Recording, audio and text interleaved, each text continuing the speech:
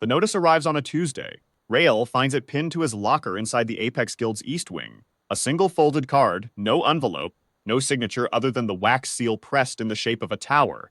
He already knows what it says before he opens it. He is known, in some small and quiet way, for 3 years. Termination of guild membership. Rael Voss, Hunter Rank F reason. Chronic zero growth. Effective immediately. He reads it twice, then folds it back along its crease and slides it into his jacket pocket. The Apex Guild is the highest ranked outfit in Varric City. 32 A ranks and 4 S ranks, thus one hunter on the continent on their roster, a headquarters that occupies the top 11 floors of the Crestline Tower. Rael has been their errand runner, their scouting assistant, their gear carrier, and their cook for 3 years. He has never once cleared a B rank gate on his own. His stats have not moved in 14 months. Guildmaster Kale called him a rounding error in a meeting Rael was not supposed to overhear, and no one in the room laughed because it wasn't a joke. He is 24 years old. He has no class. The system assessed him at F rank during his awakening ceremony and added, in a bracket below his score that he has never forgotten, no latent growth potential detected. By the time he reaches the main hall, the rest of the guild already knows. Drawn is there. Of course Drawn is there. The Estif-1 ranked hunter in the country, silver-haired and broad-shouldered, leaning against the guild's great oak table with his arms crossed and a look on his face that is almost sympathetic and entirely satisfied. Beside him is Yeva. Rael and Yeva have been engaged for 2 years. She is standing close enough to Drawn that their shoulders touch. Rael looks at her. She does not look away. She just holds his gaze for a moment, then drops it toward the floor, and that is the only answer she gives him. It's better this way, she says quietly. You have to understand. I can't stay with someone who isn't moving forward. I have my own future to think about. He says nothing. There is nothing to say that would change the shape of this moment. He already knows that too.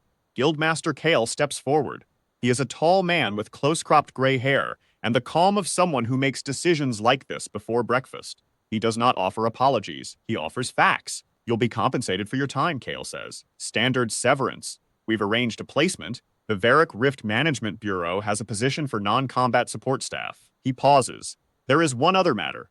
The Bureau has asked that we provide a temporary holding for the condemned floor's intake register.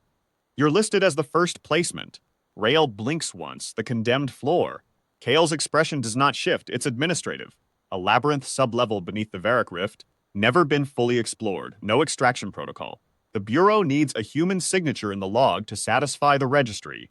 You'll be sealed in for the standard certification period. How long is the standard certification period? A beat. Indefinite. Until the Bureau determines the floor safe for extraction.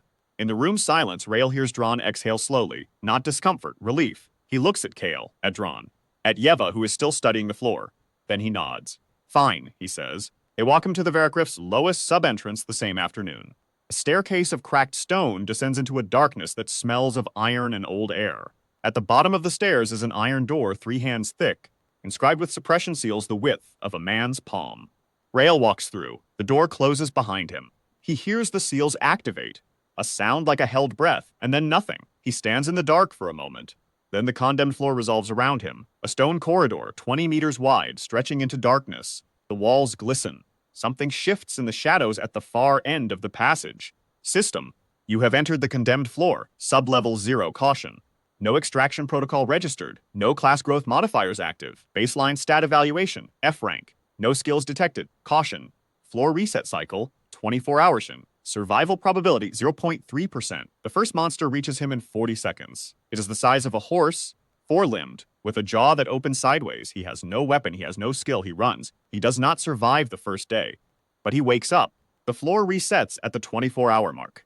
Every monster, every trap, every obstacle. And Rael wakes on the cold stone at the corridor's start, his body whole, his memory intact. That is the condemned floor's design. It kills you, resets, and kills you again. It was built for things that need to be erased slowly. No one expected a human being to learn anything from it because no one expected a human being to survive more than a handful of cycles. On day 1, Rael runs and dies in 40 seconds. On day 12, he lasts 4 minutes. On day 40, he reaches the floor's second chamber. He has no class. The system's growth architecture does not apply to him.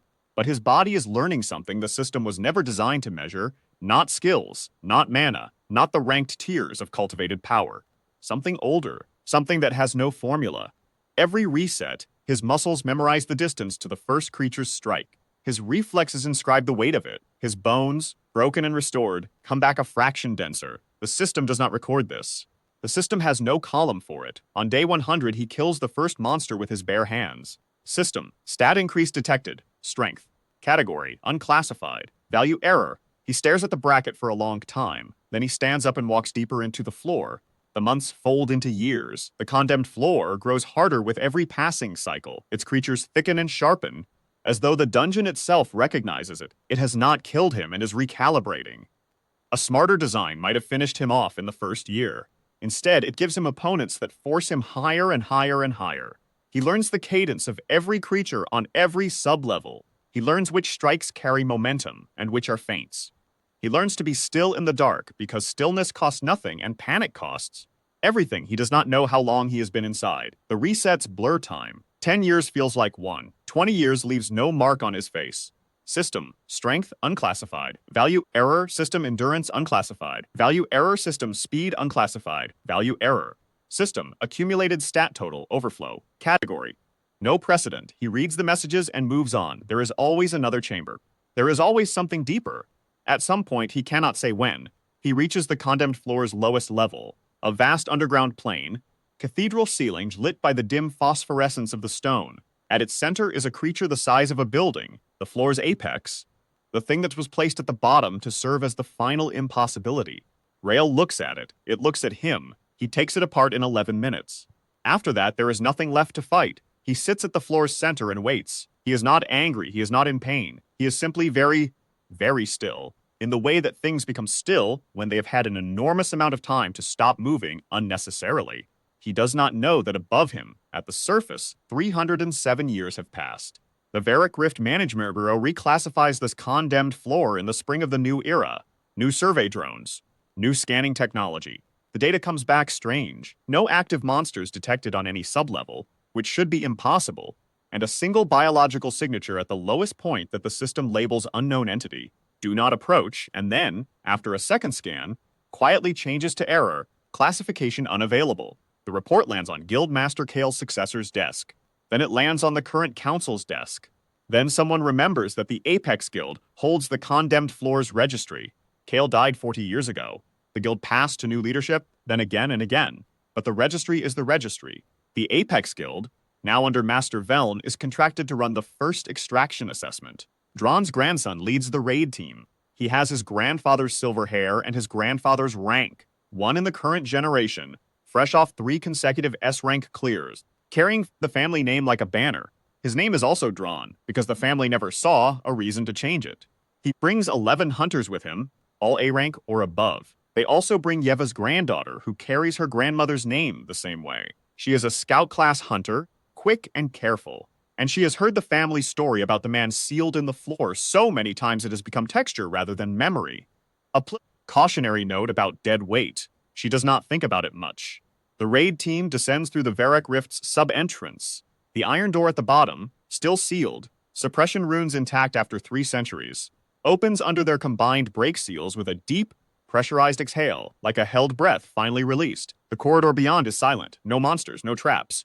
Just stone, and dark, and the faint smell of iron and old air. They move in formation. Level by level, the floor is empty.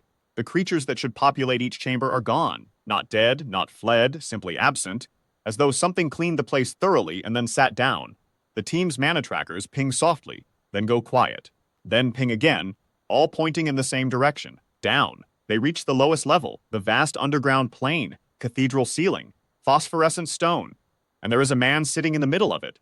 He is sitting cross-legged on the ground with his hands resting on his knees, and his eyes closed. He is wearing a plain gray jacket, worn smooth but intact. He looks 24 years old. He has dark hair and a face that is entirely still. Drawn the grandson signals the team to hold. He calls across the cavern, "Hunter, identify yourself." The man opens his eyes. Rael looks at the 11 hunters arranged at the cavern's entrance. He looks at the silver-haired one at their front. The same jaw, the same stance, something transplanted across generations. He looks at the woman behind him, with the scout's posture and the name he used to know. He says nothing. Drawn steps forward. His status reads at East 1 for a reason. He is not careless. He runs a system scan on the figure at the cavern's center. System scan initiated. Target: unknown male, approx age 24, scanning. Scanning, error rank, unclassifiable error stats, overflow. Multiple categories, exceed system ceiling error, class, none registered. Adaptation type, no precedent, warning, do not engage. The warning bracket appears on every hunter's interface simultaneously. A few of them step back. One of the A ranks goes pale and pulls up a second scan, which returns the same message with an additional line. Recommend immediate withdrawal. Drawn stares at his interface for a moment. Then he raises his hand, and lightning coalesces around his fist. A technique his grandfather developed, refined across 3 generations, capable of leveling a reinforced dungeon wall in a single strike. Whatever you are, Drawn says, you're in our floor. He fires. The strike crosses the cavern in less than a second, a column of white-blue current that would vaporize a gate boss. It hits Rael in the center of his chest. The light clears. Rael has not moved. His jacket is singed at one edge. He looks down at it briefly, with the mild expression of someone who has noticed a crease. Then he stands up. The hunters at the entrance take 3 collective steps back. One of them is already activating an emergency return beacon. Drawn holds his ground, but his second hand has gone to his weapon, and his jaw is very tight. Rael walks forward, not fast, not slow, the walk of a man with nowhere particular to be. He passes Drawn without stopping, without speaking, without looking at him. He passes the A ranks, who part for him the way water parts for a stone. He passes the scout near the rear, the one with Yeva's name and Yeva's posture, and for a single moment he slows, just barely, and looks at her with an expression she will spend a long time trying to describe afterward. Not anger, not grief. Something much quieter than either. Recognition, maybe. The acknowledgement of a debt that finished compounding long ago. Then he keeps walking. The hunters watch him reach the cavern's exit corridor and ascend. No one follows. No one speaks. The emergency beacon is still pulsing softly in someone's grip. Drawn looks at his interface. The system warning is still there. Rank. Unclassifiable. He looks at the spot on the ground where the man was sitting, worn smooth in a ring around it, the stone polished by centuries of footsteps in a small circle. He tries to calculate how long someone would have to pace that same path to where, stone down like that, and finds he cannot hold the number.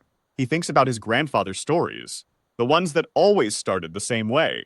We sealed a useless man in a floor that kills everything.